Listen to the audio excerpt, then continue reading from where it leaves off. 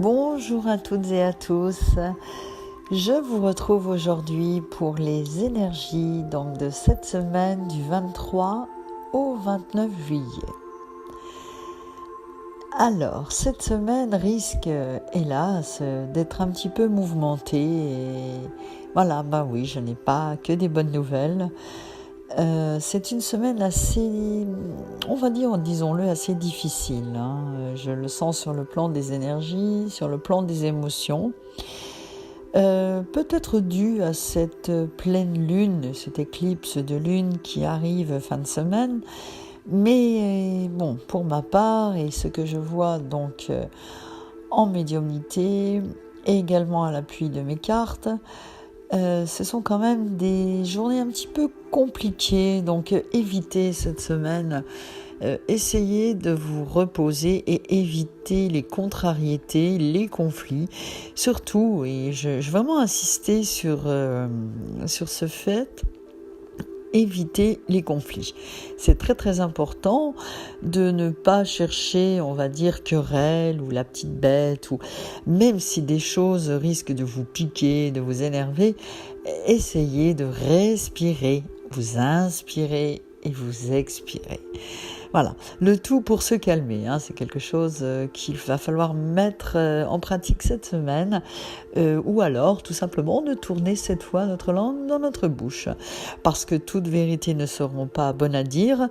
Je sens beaucoup de remontées de colère, de rancœur, oui, enfin tout ce qui nous tenaille un petit peu, tout ce qui nous tient, tout ce qui nous reste un petit peu en travers de la gorge, ça a envie de sortir. Donc évitez tant que possible. Si après vous ne pouvez pas faire autrement que d'exploser, faites-le doucement. Voilà, ne mettez pas les bombes. C'est donc un petit peu, tout est un petit peu contrarié cette semaine dans un peu tous les domaines. D'ailleurs, je ne sais pas si, j'espère un petit peu me tromper, mais je sens des choses assez... des conflits même au niveau social, dans le monde également. Enfin, ça bouge un petit peu cette semaine. C'est électrique, on va dire, et des énergies qui sont assez fortes. Donc, essayez également de vous reposer au maximum. N'en faites pas trop parce que vous serez, oui, on voit que vous serez sur les dents, une hyperactivité également. Et ne vous laissez pas non plus aller, ça c'est très important, à la mélancolie, à la nostalgie, parce qu'il peut aussi ressurgir les affres du passé. Donc évitez, le passé est passé, on se tourne vers demain, ça ira mieux la semaine prochaine, c'est certain.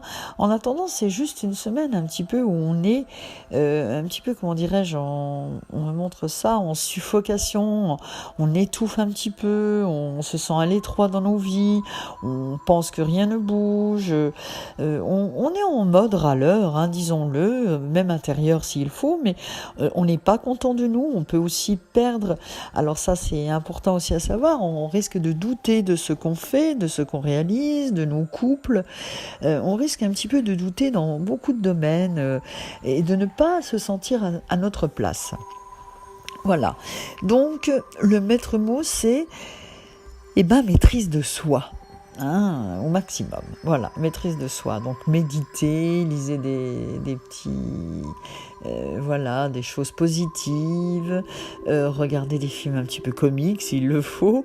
N'écoutez pas trop les actualités. Je sens vraiment de ce côté-là, oui, de la colère, de la révolte. Je sens vraiment que le monde est un petit peu en secousse en ce moment, voilà. Donc pour cette semaine, c'est pas très réjouissant, c'est pas que c'est pas réjouissant, je veux dire, pour ceux qui... Il n'y a pas, vous voyez, par contre, je ne vois pas de rupture, je ne vois pas de choses... ou s'il y a rupture, ça sera vraiment... c'est des gens en cours, donc laissons faire les choses, continuer les choses, mais je ne vois pas de prendre des décisions qu'on pourrait regretter. C'est juste qu'on se pose des questions, c'est juste qu'on ne sait pas trop où on va et qu'on doute de nous également et même aussi de nos partenaires, de l'autre. Mais n'oubliez pas que la personne en face est un peu comme vous. Donc si vous êtes vous en état de doute, la personne en face peut l'être aussi. Donc ce qui peut engendrer des mots qu'on ne pense pas ou qu'elle ne pense pas, mais qui sont un petit peu brutes. D'où justement, comme je vous disais, une période qui pourrait être un petit peu conflictuelle parce que chacun est sur les dents, sur des charbons ardents, etc. Voilà.